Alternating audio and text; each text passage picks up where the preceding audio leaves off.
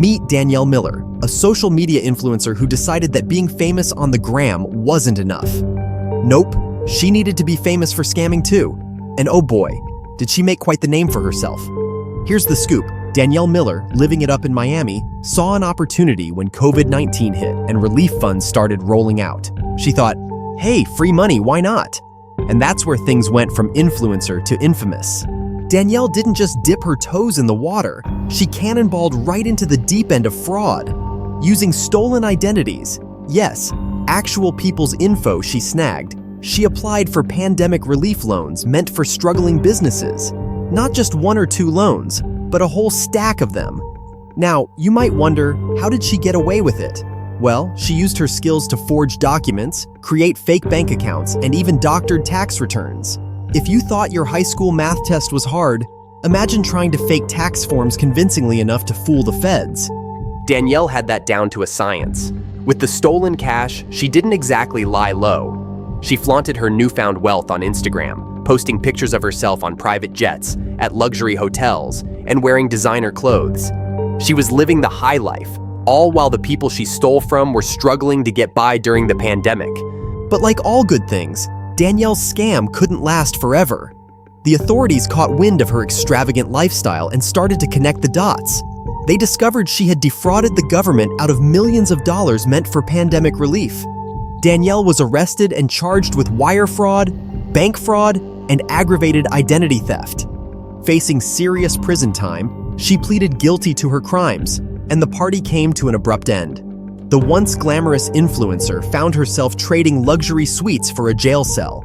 Her story is a wild ride of greed, deception, and ultimately, justice. It's a cautionary tale of how chasing fame and fortune in all the wrong ways can lead to a spectacular downfall. So, the next time you see someone flaunting their wealth on social media, remember Danielle Miller, because not all that glitters is gold. Danielle Miller's scheme was nothing short of elaborate. Let's break it down. She would first get her hands on personal information, often by hacking or purchasing stolen data from the dark web. Once she had the details, she'd create fake IDs, social security numbers, and even utility bills to make her applications look legitimate. To make it all look even more convincing, Danielle set up fake businesses. She created websites, registered LLCs, and made sure everything looked above board on paper. She even hired graphic designers to produce professional-looking logos and business cards. These businesses, of course, didn't exist beyond the paperwork, but they were good enough to fool the loan processors. When applying for the loans, Danielle used multiple bank accounts to receive the funds, often under different names. She was careful not to keep too much money in one place, making it harder for authorities to trace the flow of cash. Her attention to detail was meticulous. She knew that even the smallest mistake could blow her cover. Danielle also took advantage of the chaos and speed at which the relief programs were rolled out.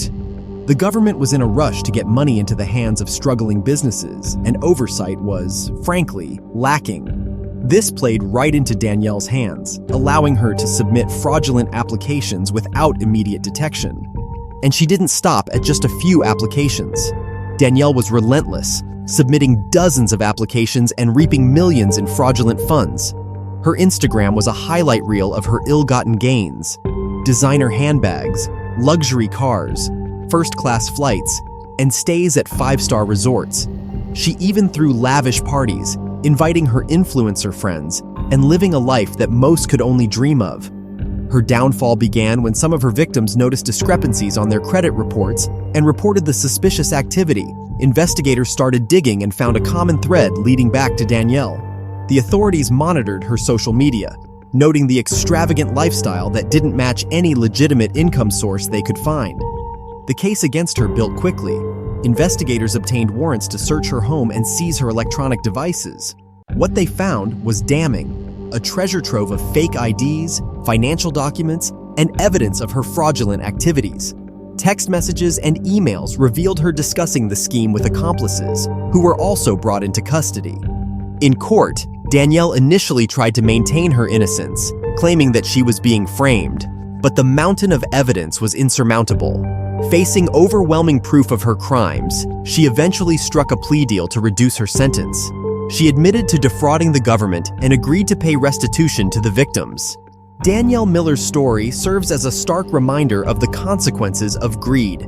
She had the world at her feet as a successful influencer, but threw it all away for a chance at easy money.